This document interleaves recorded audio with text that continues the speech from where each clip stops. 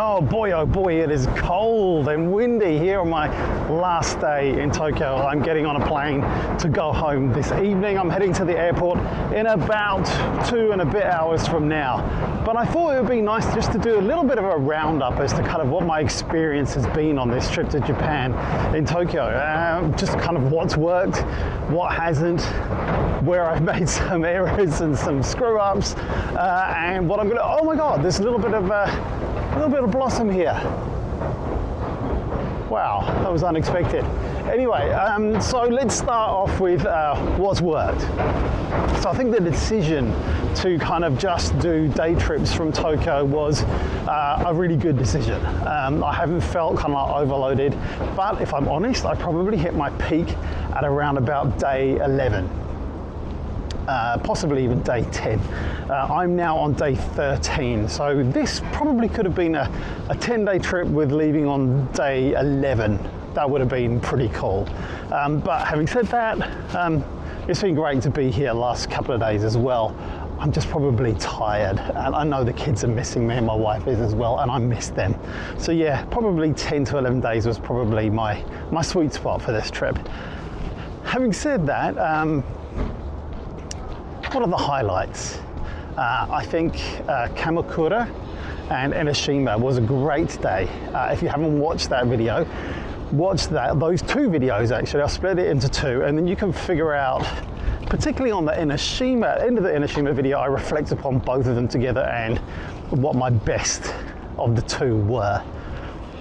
It was really cool to go to Takao, even though it was a disappointing day in that it was cold and wet. And I didn't get to do the onsen experience there. Unfortunately, it was closed when I got there, which it did not say at the website. So that was a little bit disappointing. But what I didn't get to tell you was that I did actually find an onsen later on that day in Tokyo, and it was magnificent. It was called Sakura near Sugamo Station, if you get the chance to do that. I also went with my friend Ryoji to a public bath near JR Oku Station as well, which was also great. Very different kind of experience, much more community bath. But yeah, both of those were great, and you know, unfortunately I can't show you what happened because you're not allowed to take cameras, understandably, in onsen where everybody is stalkers. So that was interesting, both of those, and both were really, really cool. So one of my favorite things about being in Japan is onsen. I was going to come up here, but I think it's a lot windier, so I'm going to go back down the steps again. Let me just get down the steps without killing myself. So I'm on the Ace Pro today. Hopefully you can hear me okay with the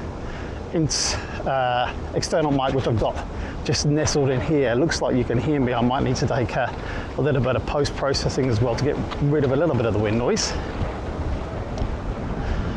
Okay, what didn't work so well? Well, I did go to Akihabara, but by some kind of like problem that I had, I managed to delete that footage, which was kind of disappointing because I actually got kicked out. Well, not kicked out of a store. I got firmly told to stop filming when I was in one of the big kind of like stores in Akihabara, which was an interesting experience.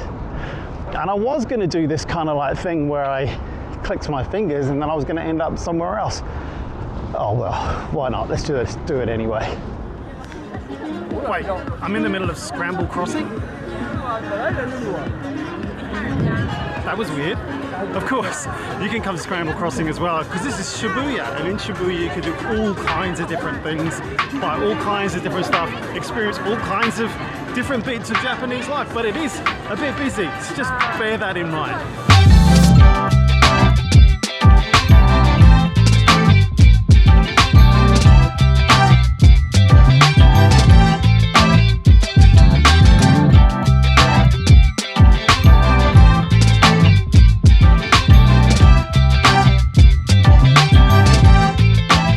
Another little secret tip to get a great view for you here in Tokyo. If you want to come to have a view over Shibuya crossing but not so high, come to Mark City, and there is a walkway that goes between the stations, the JR station, over walkway across the road that leads to Shibuya crossing. That's where I just took this time lapse, and I'm just showing you that now on my iPhone so you can get an idea of the sort of view that you can get. Shibuya Mark City. Follow the signs there. It's just off Shibuya Crossing, and this is the kind of view that you're going to get.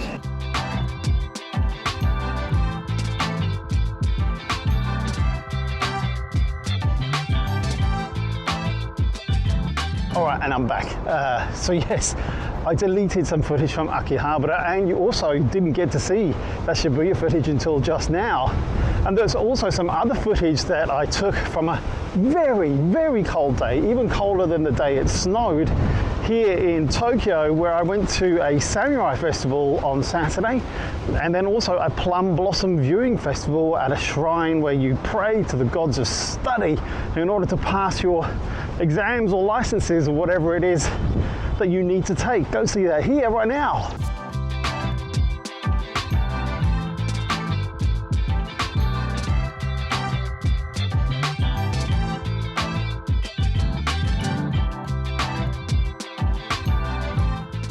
God, it is icy, icy cold. The highest it's got today is 3 degrees. Maximum at the end of the day is going to be 4 degrees. So we're just stopping for a quick coffee here on our way to...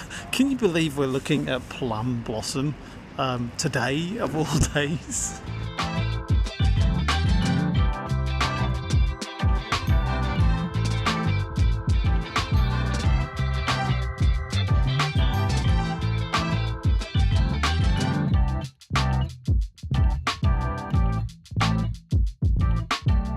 So yeah, back again, and one of the things that I think I have done incredibly well, even though I do say so myself, is keep up with my editing whilst I've been here. Now that was a thing that I wanted to do. I wanted to kind of not be burdened with like a ton of footage that I was going to have to try and remember. Oh, it's got a bit dark in here. That I was going to have to try and remember what I was doing at the time. I've already been there and done that with the footage that I took in August. I still got to get that out. I've only put out a few videos from that trip. But this time I really wanted to kind of edit as I was going along. And I think I've managed to do that. This is the last video that I need to produce. Everything else is done and uploaded. I still got to do like titles, thumbnails, description, all that kind of like stuff, but it's all there, up there on YouTube, ready to go. But this is the last one, and I'm going to do it at the airport or on the plane, and I'm going to upload it when I arrive, when I find a Wi-Fi point for long enough that's fast enough where I can do that. And I'm actually really looking forward to getting home and having it all done. That will be an incredibly satisfying feeling to have done it all by the time I get back home. I'm going to head back down here because that's still looking pretty windy. Let's see if I can find somewhere a little bit more sheltered. Oof, it's so cold. I've also had a few things that have worked really, really well. So as well as kind of keeping up with my editing with a lighter editing style and uploading it and finding reliable Wi-Fi, the travel duffel bag that I brought after dumping my suitcase, if you haven't seen that video where I talk about that, that travel duffel bag has been fantastic, really, really good. Really glad I made that decision. It's also forced me to think very carefully about what I'm going to buy here, what I have bought here, and what I'm taking back, and not overbuying stuff. To be honest, in terms of gadgetry, there's only a couple of small things that I got. Nothing really worth of note here. It was more things like little cases and little stuff to kind of like keep my stuff together. That's what I found really kind of like useful. Stuff that's been really cheap that I could buy in Daiso. Daiso is like incredible for buying like 110 yen stuff or slightly more expensive, and that's been really, really cool. I've been oh, that reminds me, I've got to get a couple of things for the kids on the way back. When I go back into town, I've got one more pair of glasses to pick up as well. I'll debut them on the channel, I guess, relatively soon. I think one of the interesting things that I've really enjoyed as I've been kind of like going along is seeing your comments and having interaction with you as I've been going along. That's been really rewarding to see your comments on community posts, but also on the vlogs as they've been coming out. Only like 2 have come out whilst I've been here, because I'm only putting them out weekly. It's kind of like a bit of an experiment to see how well travel vlogs will work on my channel. And so far, you seem to like them. I've got 1 more coming out actually overnight when I'm going to be flying from Narita Airport to Auckland in New Zealand, where I have a connecting flight to Wellington. So I'll be interested to land and see how well that video is doing when I get there. All right, back under this little tunnel again. So the other thing that has been interesting is the cameras that I've used. Now the Go 3, the more I've used it, the more interesting it's become to me. I think it is actually an incredibly capable travel camera. I really, really do like it. I've loved the Go series right from the very beginning. The Go 3 was quite a big departure, you know, building in that screen, but I actually think as a travel camera, it's a really great feature to have the action pod and to have that flip up screen, particularly for vlogging. I think as a travel vlogging camera, 2.7K is perfect. It's really, really good. I tend to record straight video on the Go 3. A few of you have also kind of like commented that it seems to be actually a really good documentary kind of traveling device, and it's kind of inspired you to use yours a little bit more. And I'm really glad that my videos have done that. But the Ace Pro has been fantastic as well. I mean, for situations like this where you can connect an external mic, the Ace Pro is really good. But the low light performance in TeamLab Borderless just blew me away. It really was absolutely fantastic at its capture. For such a small camera, with that sensor, with the Leica lens, it did such a great job. The one thing that has surprised me is that I brought my X3 with me and I've not really felt motivated to use it at all. And for me, I think that's probably because I wanted to have quick, clean edits with more vloggy kind of content, and I didn't really want to use external mics as far as possible, apart from kind of like situations like this where I really need to. So yeah, that's been interesting to me. I love the X3. Just kind of didn't really fit the style of shooting I was going to kind of like do during this trip.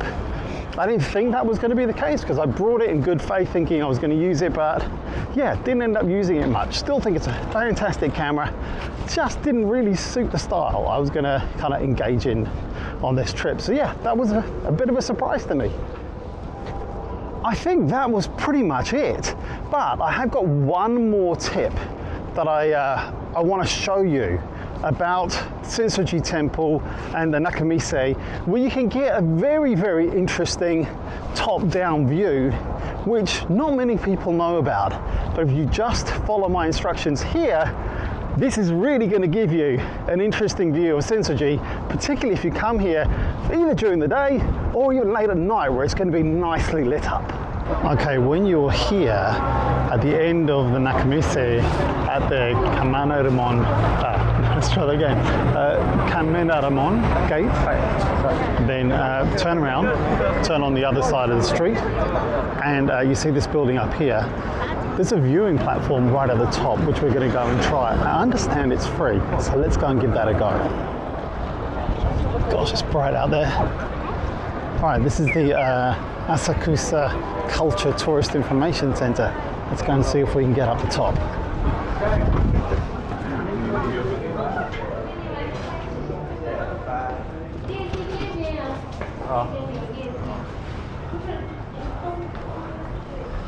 Oh yeah, it looks like 8th floor is the viewing deck.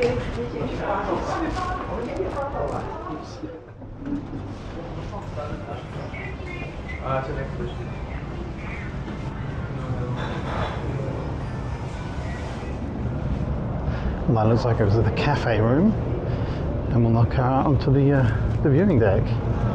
Wow.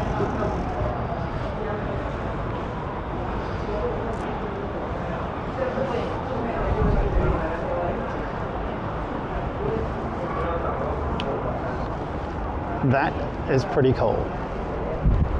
Looking down over the whole of Sensoji,